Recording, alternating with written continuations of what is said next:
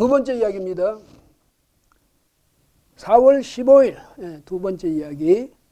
말릴 때 그만둬야. 이런 주제로 말씀드리겠습니다. 말릴 때 그만두라는 건요. 지금 민주당이 오늘 조금 전에요. 검찰청법 개정안하고 이 형사소송법 개정안을 국회에 발의를 했습니다. 제출한 거죠. 법안을.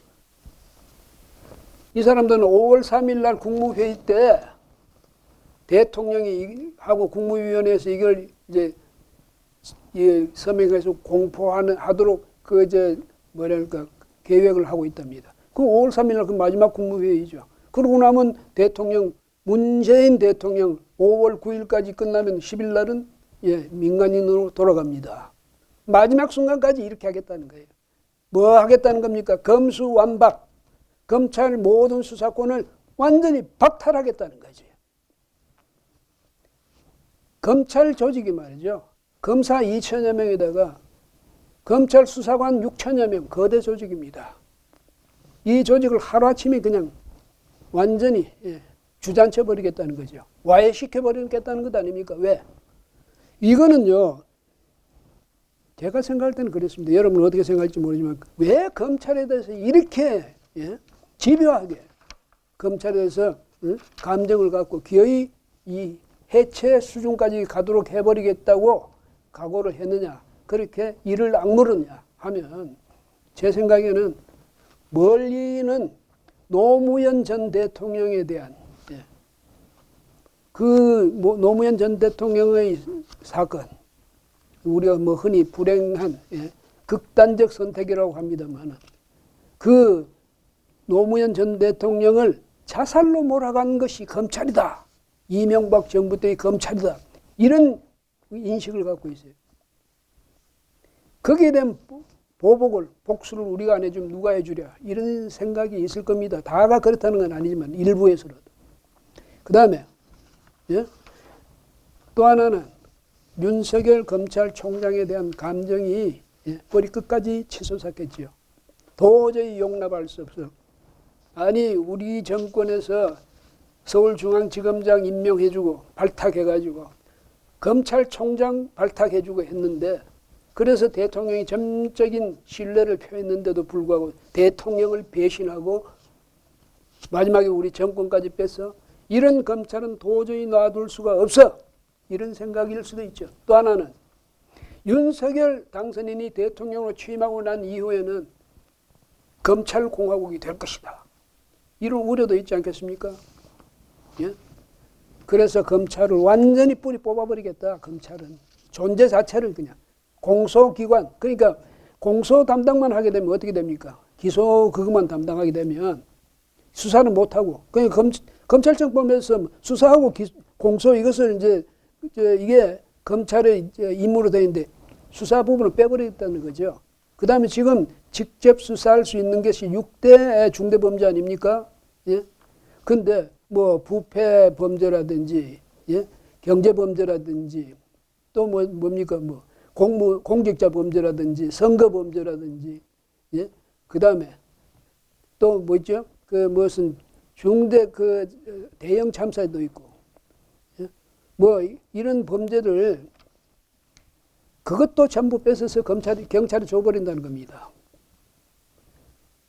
그 다음에 나중에 중수청을 설치하고 안 하고는 그 이후에 윤석열 정부가 들어서서 정부 조직을 어떻게 개편하냐에 따라서 달려있는 거고 자기들은 일까지만 하겠다는 거예요.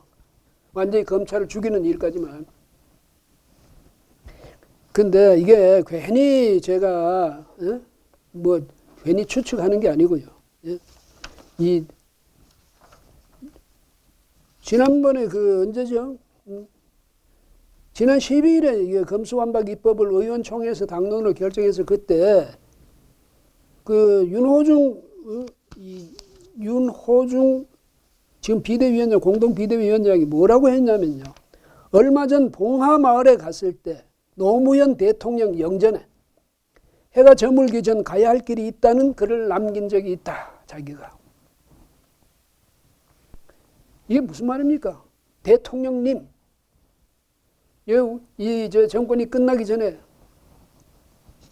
제가 반드시 해야 될 일이 있습니다. 반드시 그 억울함 풀어드리겠습니다. 이 사람들 절대로 용납하지 않겠습니다. 그런 각오였다는 뜻 아니겠습니까? 예?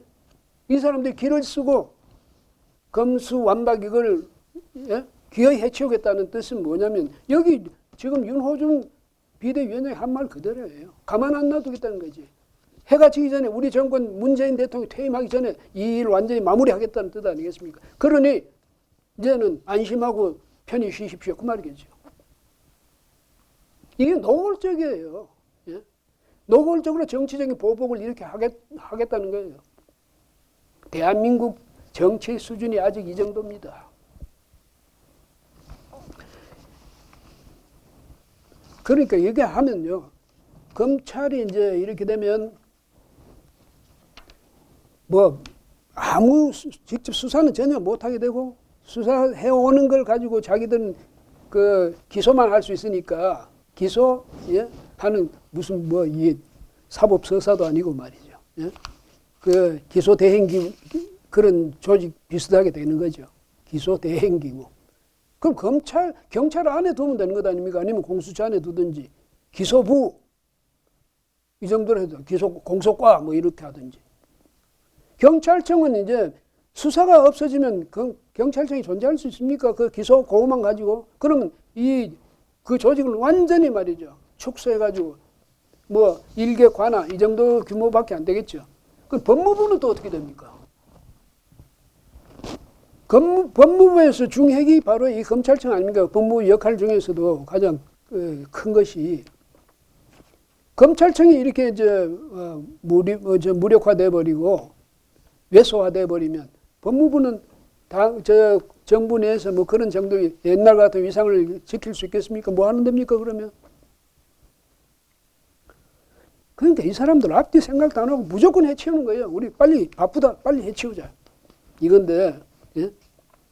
그러니까 김호수 이 검찰총장이 자기도 참 기가 막힐 일이죠. 그래서 본래 김호수 검찰총장은 친정부 인사다.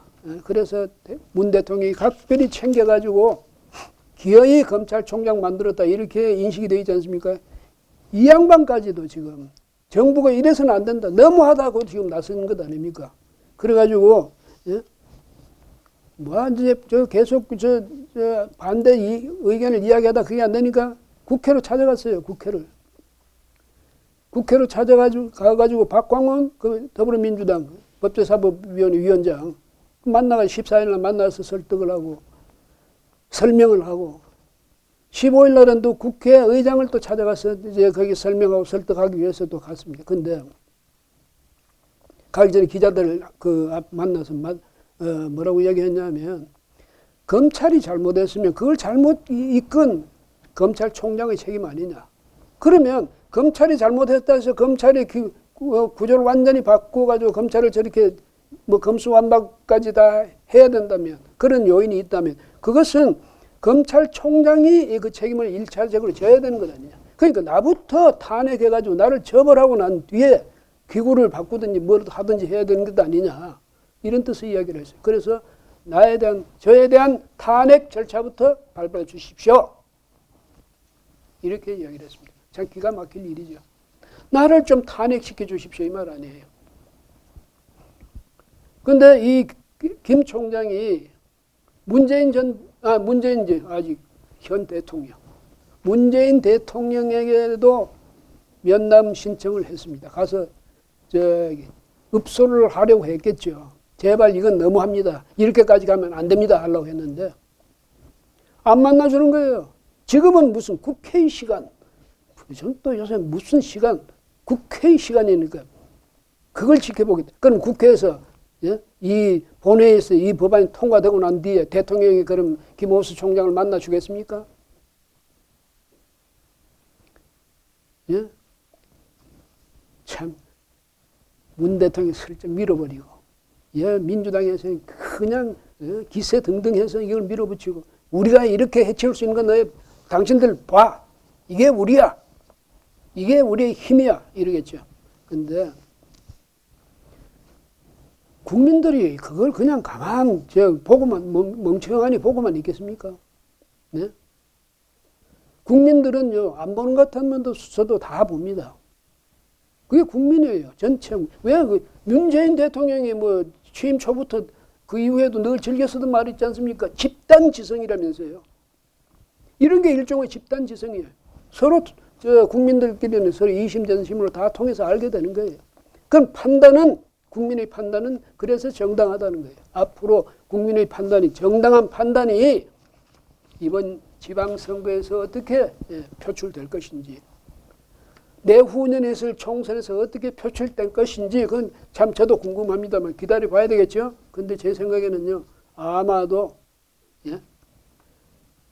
민주당이 이게 자기가 스스로 말이죠 자기를 해치는 그런 지금 결정을 내리고 있는 것 아닌가 이런 생각이 듭니다. 이거 몇 사람이 그 당내에서도 보니까요 몇 사람이 앞에 나서 설치니까 강성 그 의원들이 설치면요 뒤에 온건파들이 제대로 말을 못합니다.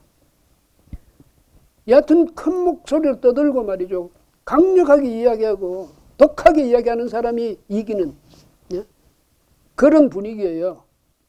그러니까 거기서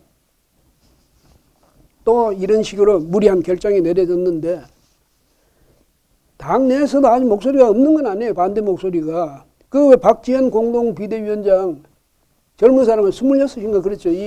이분이 지난 12일에 이 의원총회 때도 그렇고 또 이 15일에 다시 이게 검찰 개혁이 필요하다 하더라도 속도 조절은 해야 된다. 이렇게 밀어붙이는 않아요. 지금 지방선거를 할 때 뭐가 이슈냐, 국민들한테 뭐가 필요한 건지 그것부터 말해야 되는 것 아니냐. 어떻게 지금 이 검수완박 여기부터 이렇게 집착하느냐 이야기를 했는데 안 듣죠.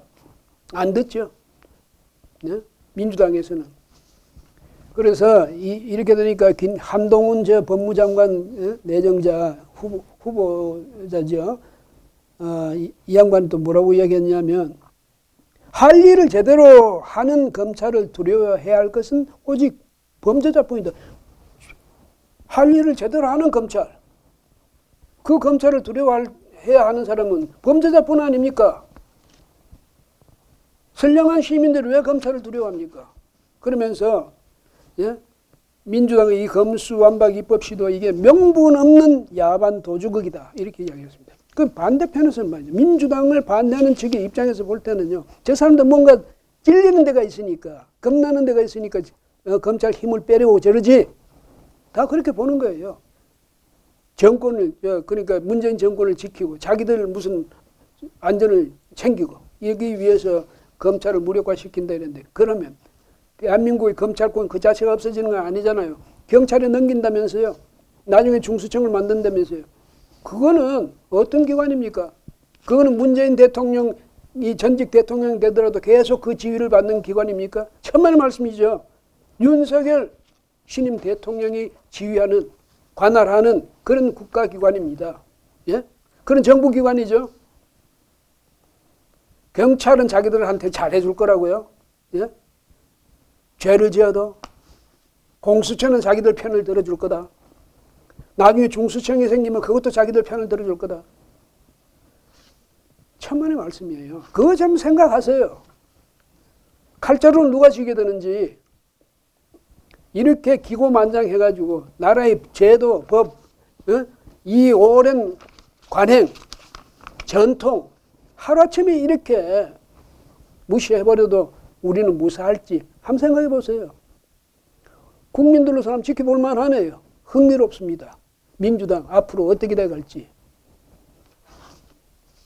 참 답답한 사람들이 제발 좀 이렇게 무모한 이런 뭐랄까 이런 행태 이거 좀 보이지 마세요. 대한민국의 이제 국회의원쯤 되고 대한민국의 제1정당 원내 제1정당쯤 되고 이러면 좀 품격이 있어야 되는 것 아닙니까? 예? 품격 필요 없어요? 예. 특히 거기 길을 쓰고 나섰던 분들 용감하다고 용감한 척하고 나섰던 분들 그 강성파들 그분들한테 물어보겠는데 어떻습니까? 이렇게 하면 기분이 좋습니까? 품격 같은 거 상관없어요. 예, 이 주제는 여기서 마무리하겠습니다. 예.